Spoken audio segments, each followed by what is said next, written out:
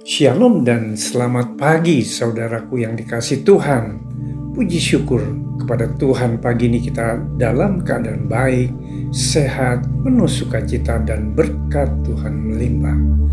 Siapkan hati kita untuk mendengar dan menerima pesan Tuhan pada pagi hari ini. Mari kita berdoa.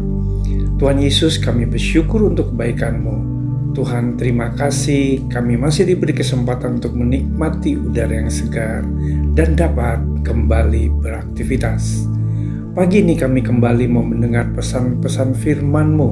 Tuhan, buka hati dan pikiran kami agar kami dapat menerima dan mengerti akan kebenaran firman-Mu.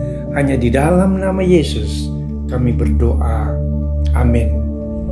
Tema renungan kita pagi ini adalah Roh Kudus yang mengubahkan. Firman Tuhan diambil dari Kisah Para Rasul 2 ayat 1-7. Demikian firman Tuhan.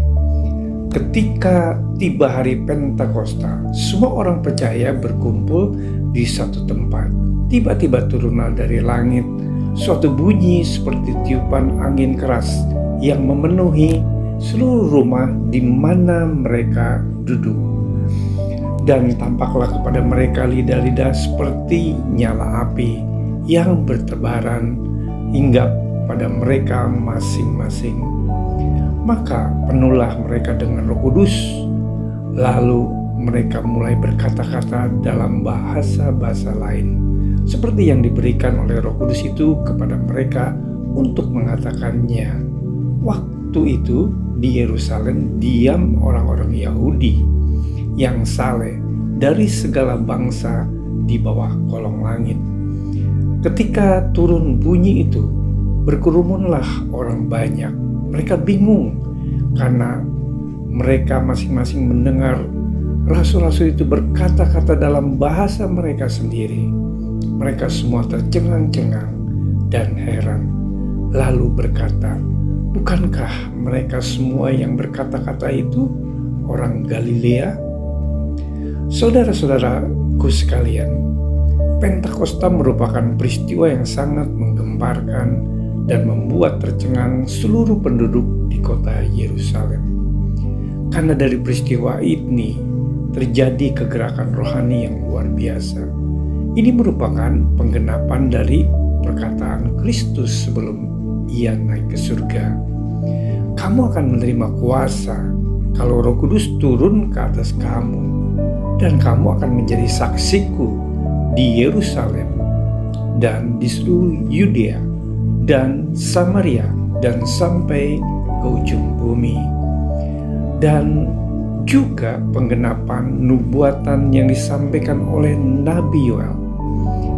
Kata Pentakosta ini berasal dari bahasa Yunani yang merujuk pada sebuah festival yang dikenal di dalam Perjanjian Lama sebagai Hari Raya 7 Minggu, yang secara harafiah memiliki arti 50 yang menunjukkan pada 50 hari yang telah berlalu sejak hari Paskah.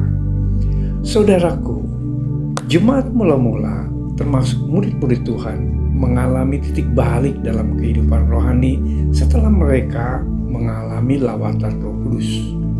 Tiba-tiba turunlah dari langit suatu bunyi seperti tiupan angin keras yang memenuhi seluruh rumah di mana mereka duduk, dan tampaklah kepada mereka lidah-lidah seperti nyala api yang bertebaran dan hingga pada mereka masing-masing.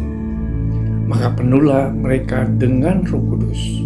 Lalu mereka mulai berkata-kata dalam bahasa lain seperti yang diberikan oleh Roh Kudus itu kepada mereka untuk mengatakannya.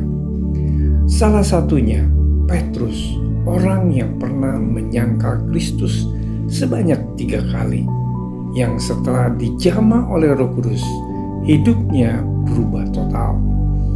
Menjadi orang yang mengasihi Tuhan dan punya keberanian untuk memberitakan Injil sekalipun nyawa menjadi taruhan.